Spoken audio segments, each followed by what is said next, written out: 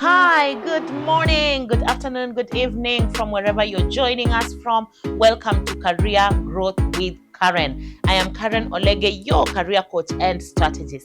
In today's episode, we are talking about how to quote your salary in a job interview. You know that question about what your salary expectation is?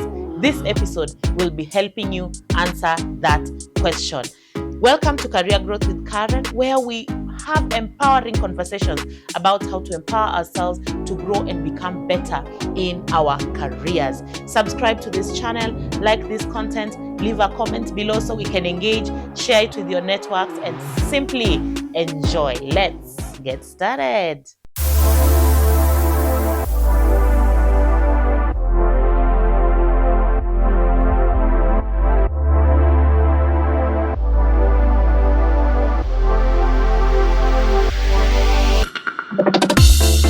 This is Career Growth with Karen. In today's episode, we are talking about that salary conversation in a new job or during an interview. How do you know how to quote for your salary? So now let's begin with the basics. You are applying for a new job. Some jobs, and where actually we are headed is we need HR to be quoting these salaries in the job description and putting the salary in the job advertisement. That is what we wish, but that is not what happens every day. Sometimes you just don't know how much this job is paying and you would like to quote the salary because this question will come up. So how do you handle this? Number one, you need to do some research about this role. So ask around, ask your networks. If you're applying for company X for this position and it has gotten to a point you have been shortlisted, they have invited you for an interview, get to talk to people who work there. Use all your WhatsApp groups to ask, is there anyone here who works in this organization or knows somebody who works in this organization? And you can get in touch with someone and get to know at least what the salary range would be. They can give you an indication. You can also use some sites like Glassdoor. Glassdoor would have salaries of some organizations if at all that information is available. This is just one way of doing your research, but it's not always fruitful. You may not always get somebody who knows about that organization or is in that organization. You may also not get this information on Glassdoor. So in the event you have tried all your research and you don't get any information anywhere, how do you proceed? How can you gauge what this role is worth? Number one, look at the job description and try to figure out where you can position this job.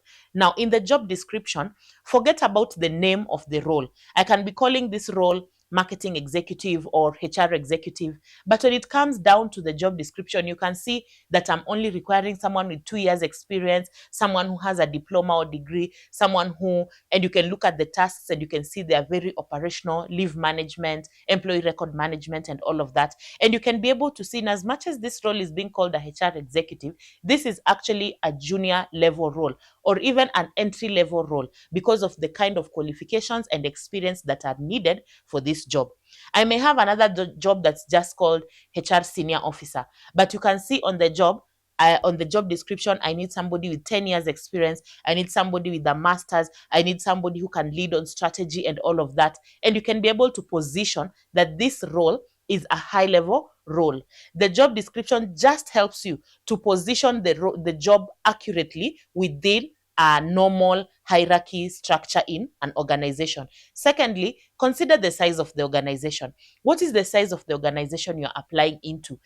At times, a small organization, an organization that has just started, is trying to grow, its turnover is not that high. This organization may actually be paying lower because they are still in their growth and maturity stage. But you will find another organization that is already well established, well structured. Their turnover in terms of revenue is high, or in terms of funding if it's an NGO, and you're able to gauge based on the size of the organization, how much would I speculate that this role is earning. So you're using the information that you have, both the information on the job description and the size of the organization, to lead or to guide your speculations about how much this job would actually attract.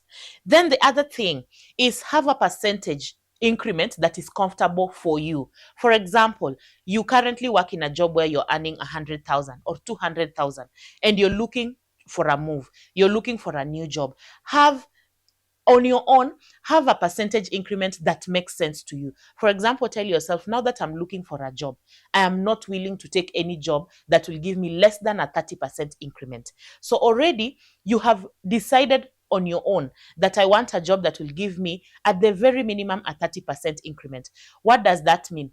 If I am going into a job interview and I am asked, what is your salary expectation? I will give a range that is maybe within 35 to around 50% increment of what I currently earn, knowing very well that no matter what this job is paying, whether they are paying way more than that or way less than that, I have made my ask based on what I think is reasonable to me, what I think is comfortable to me, and what I think I can be able to comfortably move without having any bad feelings about how I negotiated for the salary. And usually a 30 to 50% increment is usually ideal when you're making a job move. So always ask yourself, is this a range? Is this what percentage increment am I comfortable with? And with that, you're able to have a figure that you can quote to the panel when they ask that question.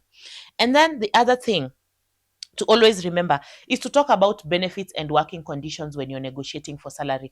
It is not just all about pay. Remember to have a 360-degree view when you're answering that question. Most of us, you will find maybe you're in a place where you're earning 100,000. You have very good medical cover that is covering yourself, maybe your spouse and your 3 children. You have an education benefit where maybe your children are getting a certain support in terms of education. You have pension maybe at 10%. Your employer is contributing 10% to your pension. You have opportunities for training. They can pay for your certification or pay for a diploma for you, etc, etc. And then there is this other job that is paying you 150,000, but they don't have medical. Their pension is 4%. They do not have training opportunities, or they cannot sponsor you for these. So really, which job is better than the other? Always make sure that you're comparing the whole bucket of salary and benefits, and you're not just looking at benefits alone. Many people have made a shift. I have actually had people who say they have made a shift to an organization because they only looked at the salary.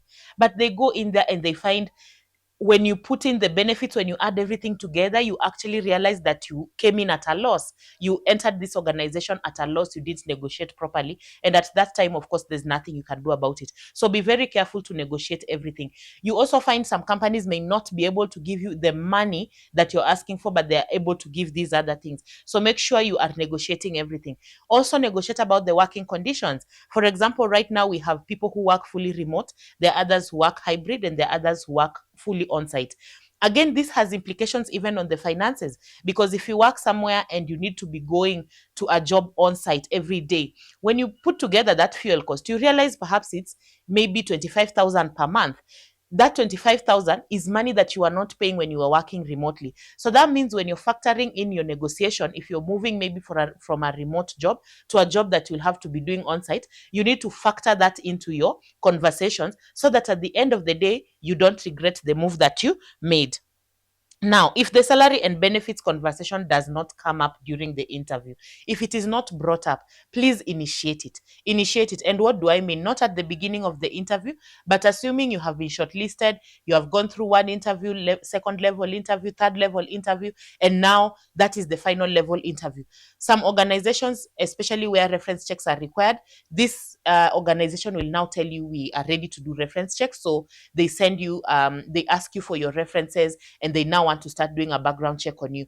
At that time, you should ask them, what is the offer that you are making? Because the minute you start doing those reference checks, it already means that you're resigning from your current job. You can imagine if I'm giving you permission to call my line manager to ask them about my job, or about me and my job, then it means already my line manager will know that I have resigned. And then at this point, we haven't yet had the salary conversation. So always ask for a provisional offer or a conditional offer. Or if this organization can just tell you, or in writing, even in an email, tell you this is what the offer is, this is what the medical is, this is what pension is, this percentage, and this is the offer we are extending. So we want to proceed with you. Always make sure you have that information before you resign from where you are, before you make any commitments anywhere, before you start relocating. For those of us who are relocating, please make sure that you have all that information before you make a move.